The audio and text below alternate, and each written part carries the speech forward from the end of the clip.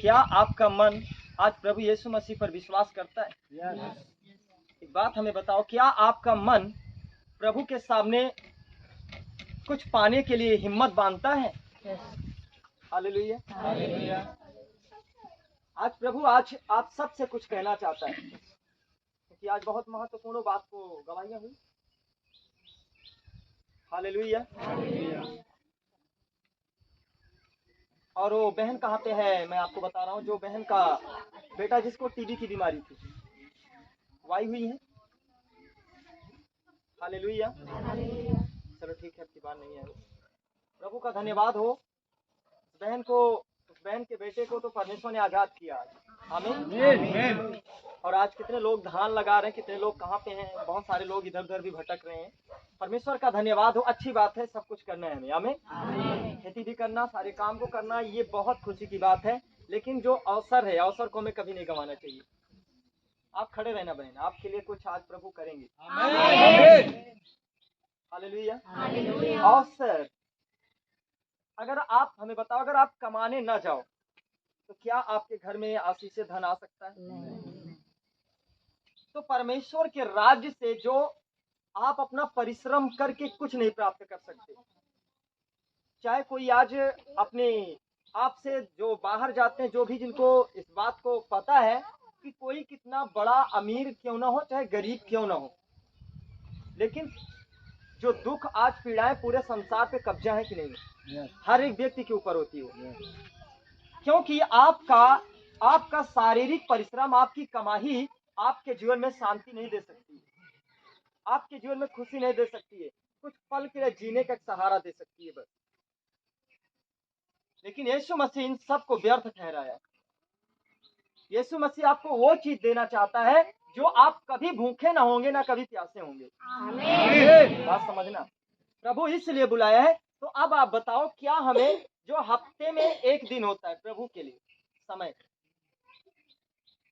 और परमेश्वर वो चीज आपको देगा जो आप जीवन में फिर कभी आपको किसी भी चीज की जरूरत नहीं पड़ेगी। वो चीजें परमेश्वर आपको देगा जो कभी घटी नहीं होगी, जो अपना समय, कीमती समय प्रभु के साथ देता है।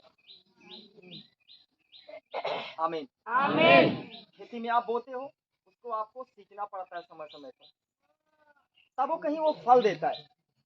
ये मनुष्य का जीवन है। अगर हमें इसको बचाना है, इसको समय समय पर रोटी, समय समय पर भोजन देना पड़ेगा, तभी ये जीवित रहेगी। बात समझना आज। हालेलुया।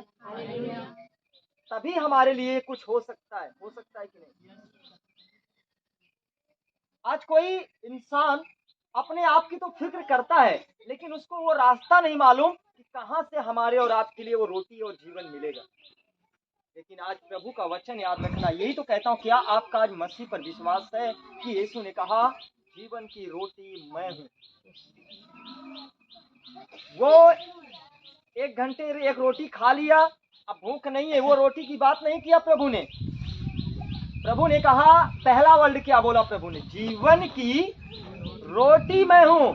शरीर की रोटी नहीं, जीवन की रोटी। आमीन बोलो। आमीन।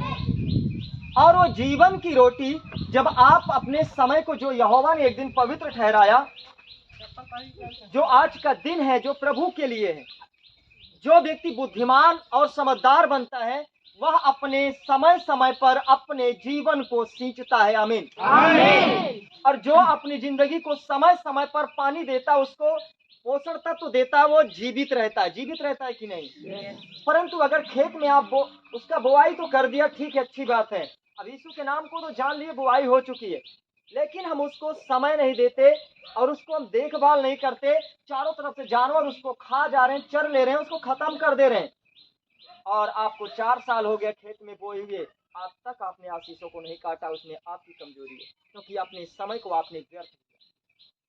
अपने समय को जो सींचना और बोना चाहिए, उसको आपने चोरी में गंवाया, बेविचार में गया, गंदगियों में जिया, पाप में लेकर जीवन जिए। इसीलिए आपकी खेती आज भी, चाहे 5 साल हो गया, लेकिन आपकी खेती अभी भी उतनी है, आपने अभी तक आशीषों को नहीं पाया। लोग कहते हैं आज 4 साल हुआ प्रभु, मुझे अब तक कुछ नहीं दिया। कोई आ रहा है, एक ही हफ्ते में उसको प्रभु आजाद कर दे रहा है, क्योंकि पूरी आशा से आता है।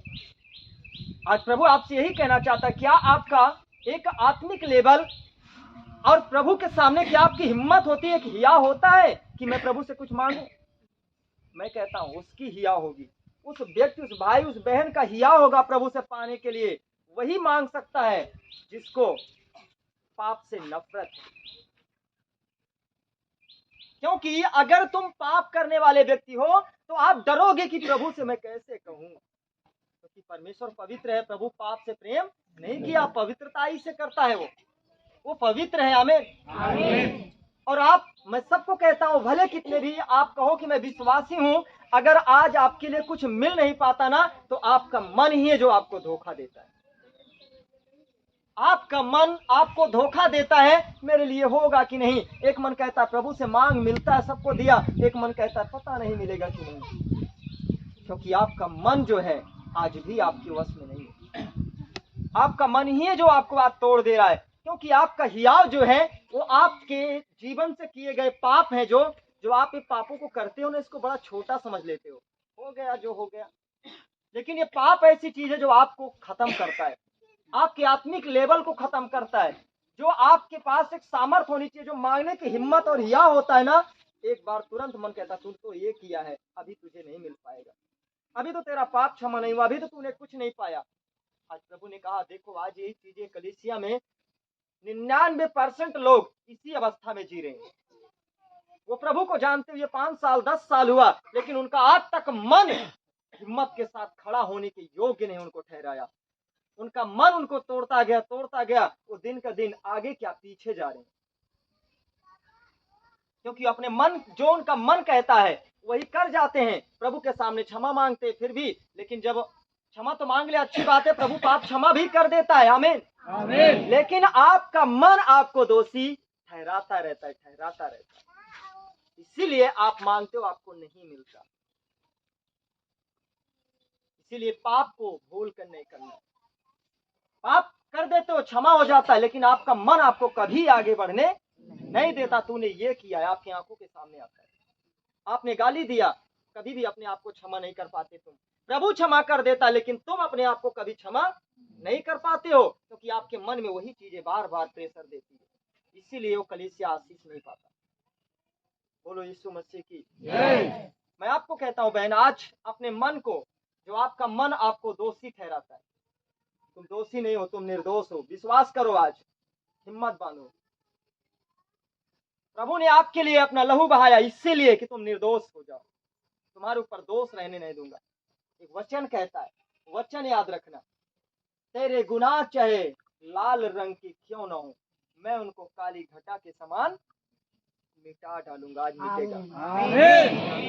मिटेगा। आज पूरी कलीसिया में मैं आपको जगा रहा हूँ, एक व्यक्ति अपने आप को दोषी नहीं ठहराना। अगर आज जो भाई जो बहन अपने घुटने पर आएगा और आज अंतिम समय प्रार्थना करेगा कि प्रभु मुझे माफ कर दो, मैं कहता हूं उसका पाप क्षमा किया जाएगा।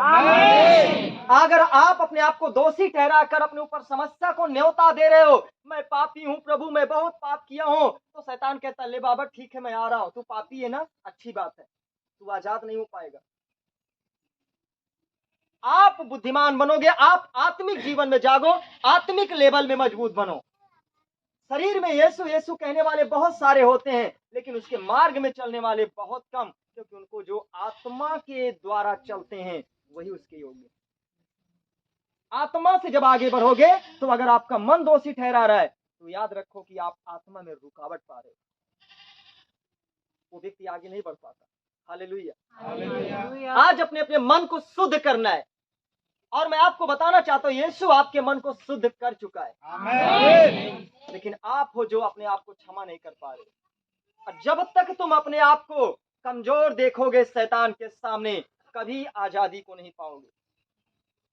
जिस दिन आपका ये हिया हुआ, यीशु ने मुझे बुलाया, यीशु ने मुझे छुड़ा लिया है, शैतान मैं तेरे ऊपर जयवंत हूं, हे दोस्त जो तू मुझ पर लगा रहा है, मैं तेरे ऊपर खड़ा हूं, तू मेरे पैरों के नीचे है। यीशु ने कहा मैं तेरे बैरियों को तेरे पांव तले की चौकी बनाऊंगा।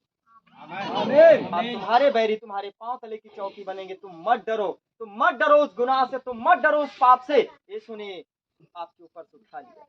आमीन। आमीन बोलो। आमीन।